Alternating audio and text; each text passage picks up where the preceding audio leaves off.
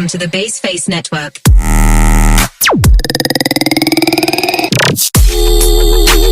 Assalamualaikum warahmatullahi wabarakatuh. Yang terhormat Ibu Dosen Sriani Windarti SKM MKes selaku dosen pembimbing mata kuliah evaluasi kinerja rumah sakit. Perkenalkan, nama saya Wulan Wahyuni dengan NIM 2021030047 dari kelas A21.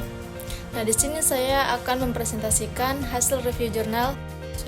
Jadi, judul jurnal yang saya ambil pada kali ini yaitu Human Resource Performance Analysis with Human Resource Scorecard Concept at Royal Prima Medan, North Sumatera, Indonesia, yang artinya analisis kinerja sumber daya manusia dengan konsep scorecard di Rumah Sakit Royal Prima Medan, Sumatera Utara, Indonesia. Jadi pada jurnal ini terdiri dari 3 penulis. Yang pertama atas nama Meisi Layasina Sembiring, yang kedua Sukarya Sinulinga, dan yang terakhir Yeni Apsa. Nah, jurnal ini dipublish pada tahun 2019 dengan metode analisis deskriptif. Jadi, analisis deskriptif ini merupakan suatu metode penelitian yang dilakukan dengan cara mengumpulkan data-data kemudian diolah dan dianalisis sesuai dengan permasalahan yang ada.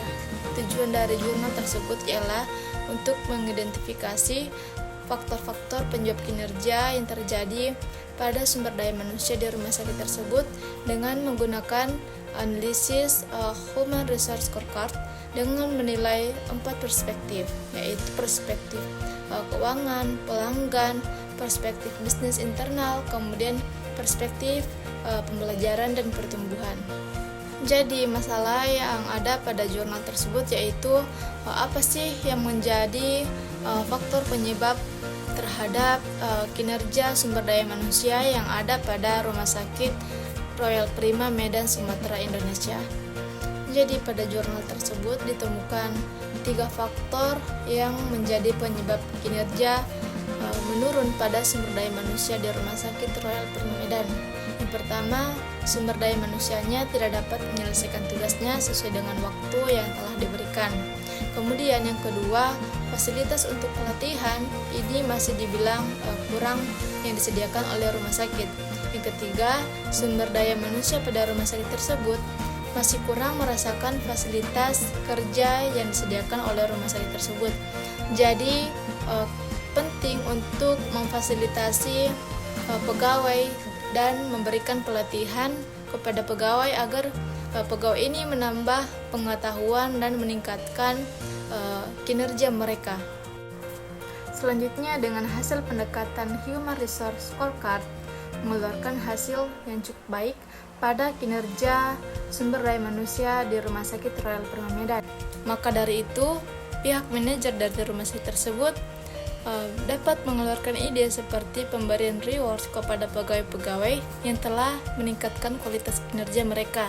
Mengapa perlu dilakukan pemberian reward kepada pegawai-pegawai tersebut?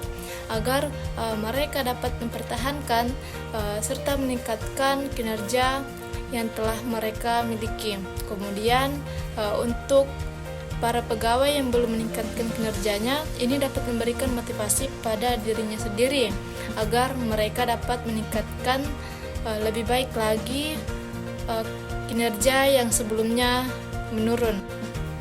Jadi untuk pelatihan terkait peningkatan kualitas pelayanan ini dapat dilakukan sekali sebulan, sedangkan untuk operasional dapat dilakukan 2 kali dalam sebulan untuk pelatihannya. Jadi untuk pelatihannya dapat dikoordinasikan melalui bagian HRD, kepala ruangan, dan bagian pelatihan. Mengapa perlu dilakukan koordinasi sebelum pelatihan? Karena ini dapat memberikan pertimbangan seperti biaya dan kebutuhan rumah sakit tersebut dalam peningkatan kinerja sumber daya manusianya. Untuk kebijakan pemutusan hubungan kerja atau PHK, ini berlaku kepada pegawai yang mengalami penurunan kinerja selama 3 bulan berturut-turut. Nah, ini dapat dilakukan pelatihan yang bertujuan untuk meningkatkan motivasi pegawai agar selalu bekerja dengan baik dan optimal. Selanjutnya kita masuk pada kesimpulan yang dimana peneliti tersebut ini menemukan 3 perspektif yang belum menunjukkan hasil maksimal yang dapat dinilai sebagai penyebab menurunnya kinerja sumber daya manusia pada Rumah Sakit Royal Prima Medan, Sumatera, Indonesia.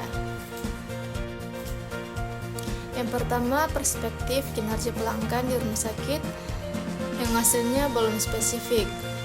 Nah, di mana hasil kinerja sumber daya manusianya ini belum dilaksanakan secara optimal, dapat dilihat dengan kinerja yang masih kurang cepat dan tepat.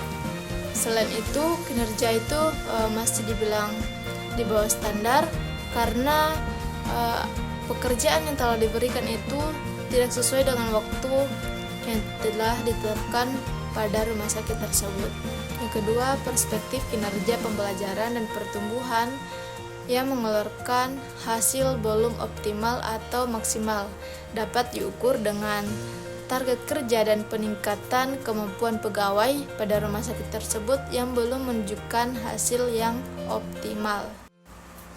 Yang ketiga, perspektif kinerja pada bisnis internal menunjukkan hasil yang belum optimal, dapat dilihat dari pegawai-pegawai yang belum melaksanakan tugasnya sesuai dengan prosedur dan pegawai-pegawai yang belum melaksanakan tugasnya dengan maksimal. Selanjutnya, penilaian kinerja sumber daya manusia yang dilakukan dengan konsep Human Resource Scorecard yang memiliki 4 perspektif. Yang pertama, penilaian pada perspektif kinerja yang memiliki 2 indikator. Yang pertama, pendapatan dan pelatihan, yang dimana biaya pada rumah sakit tersebut ini dikeluarkan untuk pelatihan dinilai cukup efektif dan dapat berkontribusi terhadap peningkatan pendapatan rumah sakit. Yang kedua, penilaian pada perspektif pelanggan yang menggunakan 4 indikator. Yang pertama, kompensasi, yang kedua jalur karir, yang ketiga keamanan, dan yang terakhir kebanggaan. Yang ketiga, penilaian kinerja pada proses bisnis internal menggunakan 3 indikator, yaitu proses dan pelayanan, inovasi, fasilitas kerja kepada karyawan yang dinilai belum maksimal. Terus yang terakhir, penilaian pada perspektif kinerja pembelajaran dan pertumbuhan yang memiliki 4 indikator. Yang pertama, pemberdayaan dan peningkatan kualitas. Yang kedua, sistem informasi pada rumah sakit. Dan yang terakhir, produktivitas serta keterlibatan pada sumber daya manusia. Yang terakhir, saya memiliki beberapa saran yang saya peruntukkan kepada Rumah Sakit Royal Prima Medan, Sumatera, Indonesia. Yang pertama, pertahankan kinerja para pegawai dengan cara memberikan fasilitas kerja, serta pelatihan yang baik untuk para pegawai serta sumber daya manusia lainnya, agar para sumber daya manusia ini atau pegawai tersebut ini dapat meningkatkan pengetahuan serta keterampilan dan peningkatan kinerja. Terima kasih telah menonton, semoga bermanfaat. Sekian dari saya, Assalamualaikum warahmatullahi wabarakatuh.